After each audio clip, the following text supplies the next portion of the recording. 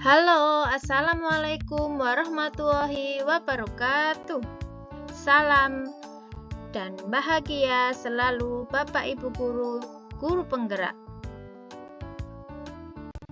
Saya di sini Agustina Setiawati, calon guru penggerak angkatan 11 Kabupaten Semarang. Di sini, di dalam video ini, saya akan memaparkan kesimpulan dan refleksi pemikiran Ki Hajar Dewantara, Modul 1.1 Koneksi Antar Materi. Pendidikan dan pengajaran tidaklah sama, karena pengajaran adalah bagian dari pendidikan. Pengajaran adalah proses pendidikan dalam memberi ilmu untuk kecakapan hidup anak secara lahir dan batin.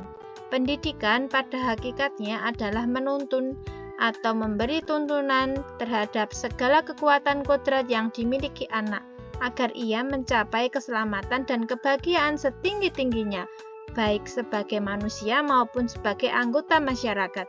Pendidikan menciptakan ruang bagi murid untuk bertumbuh secara utuh agar mampu memuliakan dirinya dan orang lain serta menjadi mandiri. Yang saya lakukan pada murid saat pembelajaran di kelas sebelumnya ketika saya belum mempelajari modul 1.1 adalah saya hanya mentransfer materi pembelajaran. Kemudian, ketuntasan dalam penyampaian materi lebih penting daripada memahami karakteristik murid. Sehingga saya hanya melihat nilai dari aspek kognitifnya saja.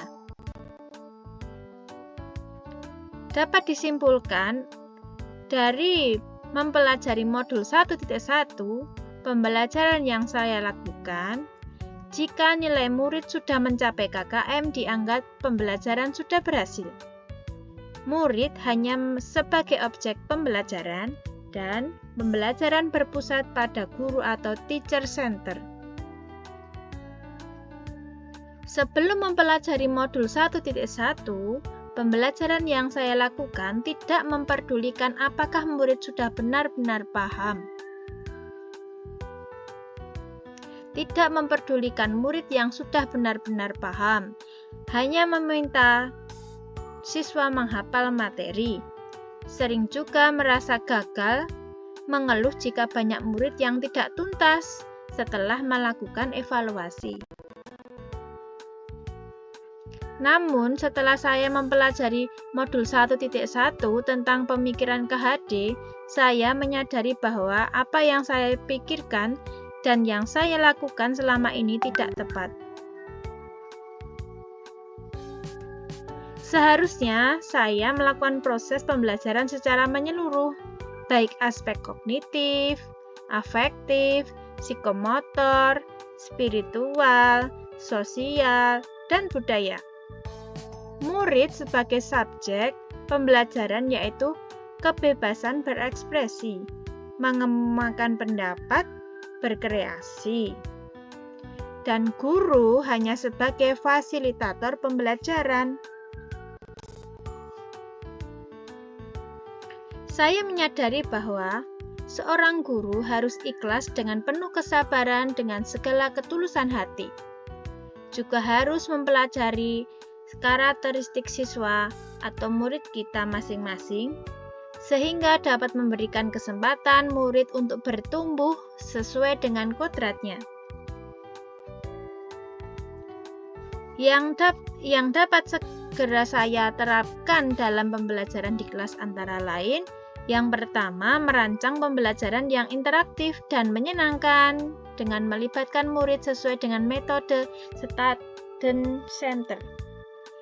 Yang kedua, menerapkan pembelajaran dengan abad 21 yaitu berpikir kritis, kreatif, komunikatif, dan kolaborasi.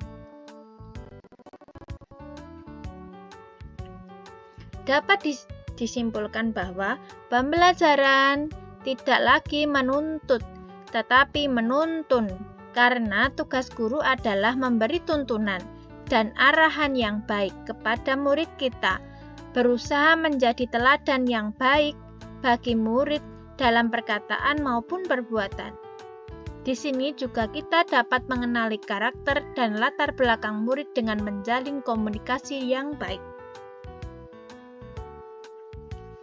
Demikian video presentasi dari saya. Salam guru penggerak. Terima kasih. Wassalamualaikum warahmatullahi wabarakatuh.